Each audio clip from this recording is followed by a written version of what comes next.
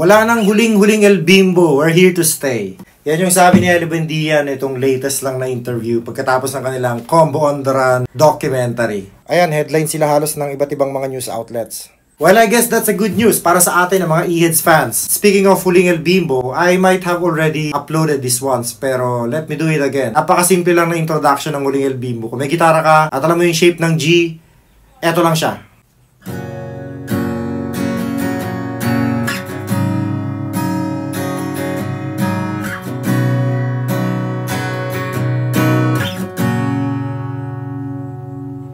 This is really easy para sa mga beginners. Gagawin mo lang yung shape ng G. Kung saan sa 3rd fret ito. Tapos hindi mo nababaguhin yan. Mag-move ka lang dito sa 5th fret. Para sa A7. Tapos hindi mo yan babaguhin. Pupunta ka ngayon sa 8th fret. And then babalik ka nang ulit sa 3rd. Sa G.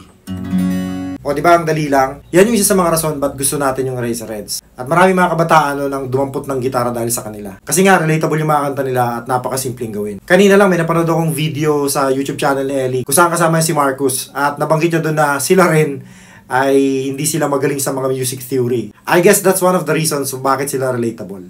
Alright, hanggang sa susunod na video. Cheers!